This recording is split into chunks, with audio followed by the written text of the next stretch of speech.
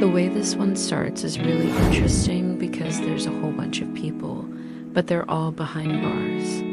It's just like this open field where they're running around in their underwear. They're throwing the ball around, and it almost seems like it could be some sort of commercial or something, but it's not. It's for the movie. And then the movie cuts to show us that these people are actually on Alcatraz Island. Now we get to see more of the characters. There's some really iconic lines in here. Like Al Pacino says, "You know what the difference between a good cop and a bad cop is? The bad cop, he whacks you, beats you up, and plants evidence on you. The good cop, he just whacks you and plants evidence on you." This is pretty funny. I mean, you can see why this was chosen as the poster for the movie. In another scene, Pacino's character is kind of explaining his plan to get these guys to rat out their boss. And he goes, "This city is rotten. Everybody's corrupt here. Even the cops. So what do? I find myself a bigger crook to go after the biggest crook in town." This is one of those movies where every time it shows a new character, they kind of explain who they are. So if you're a little slow sometimes, you know who the character is and what their role is. A lot of the acting in here is over the top, but it works. I don't think this would have worked in the 70s. I think the tone of this movie is perfect for the 90s. It's got that dark comedy that people loved in the 90s. One of the characters is played by Gary Busey. He plays a guy that used to work for Pacino's character years ago, but he was sent to prison because of what Pacino's character did. So now he wants revenge. This is probably one of the best written characters in the movie. I love how over the top Donald Sutherland is. He's so over the top in this movie. He plays the villain and he is just awesome in it. You can tell immediately that he's a bad guy right away, but it's still fun. It's still a great performance. One of my favorite parts in the movie is when they re-on the boat and Pacino, as character, is getting into a fight with one of the other characters, and the other character says, "You're out of your fing mind. I'll kill you," and then pulls a gun. And Pacino's character is like, hey. No. Not on my boat, man. Not on my boat. And then he grabs the guy's gun and punches him with it. And it's just like, yeah, it's a cool line. It's funny. There is another part in here where Pacino has a bag over his head and he is being interrogated by the police. And every time he answers a question, it's just basically a lie. But he keeps lying and lying and lying. And you can see the cops getting more and more upset as he keeps lying to them. Then eventually they take the bag off his head and they're like, "What are you laughing at?" And Pacino's like, "'Cause I'm not even talking to you guys."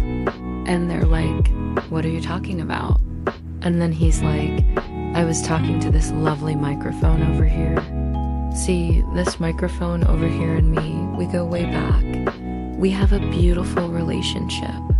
This microphone and I, we have our own language. You know, we speak French to each other. We got our own thing going on, me and the mic. If you want to know what I'm saying, ask the mic." But it's just stuff like that that's so funny.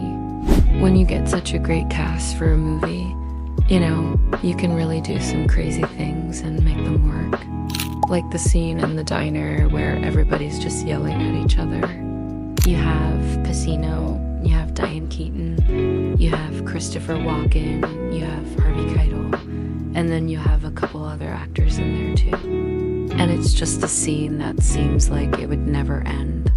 And it's shot really well, like with the long takes. And it's just cool to watch. You've got people getting up and walking out. People are spilling food on the floor. People are pushing each other. It's just awesome. Some of the writing in this movie is really clever. At one point, Pacino's character is trying to get close to someone that he doesn't trust, and he leans in close and he goes, "Do you ever get the feeling you're being watched?" And the other guy looks at him confused. He's like, "Yeah, all the time." And then he walks away. I thought that was funny. A lot of times in movies, you'll see somebody holding a gun, and they don't show you the safety on the gun being pulled back. So when they pull the trigger, it sounds like this, bam, you know? But this movie actually did that. When you saw somebody fire a gun, you heard it. It wasn't like the cartoon version of a gunshot. So, you know, it's got the great soundtrack, which includes songs from Bob Dylan and Eric Clapton. And, you know, I think the music works well in the movie. The music doesn't stick out, but it's there. I think this is one of those movies that shouldn't have been made. I think the subject matter is something that should have stayed in the 70s. I think the execution of this movie is brilliant. I mean, the movie's only an hour and 43 minutes. I think the movie is paced perfectly. Nothing feels rushed. Everything feels like it's where it needs to be. This movie might have done better if it wasn't called Dog Day Afternoon. That sounds like a made-for-TV movie. I think they should have come up with a different title for it. What's funny is they actually based this movie off of a real event that happened in Brooklyn in 1962. So, the movie is based on true events, but they moved it to LA and changed it around a bit. I think Al Pacino is excellent in this movie. I think this could have been his greatest role if he didn't have another one that came out a year later in another movie. Now, I'm not saying this movie is better than Apocalypse Now, but I think Pacino is better in this movie than he is in Apocalypse Now. I think Pacino carries this movie. I mean, if you took Pacino out of this movie, the movie wouldn't work. I think he makes the movie. And that's why I say that if this movie was his greatest role, but he had another movie that came out the next year that was also amazing. So that's why I'm saying it's a toss-up between the two. But I do think that Pacino is better in this movie than he is in Apocalypse Now. I think Pacino and Walken are the two standouts in this movie, and it's great seeing them together.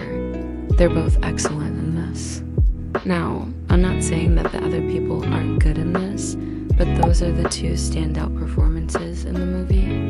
And it's funny, because when you look at their careers, they haven't been in that many movies together.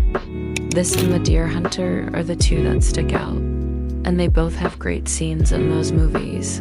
Pacino always does this weird thing with his eyebrows.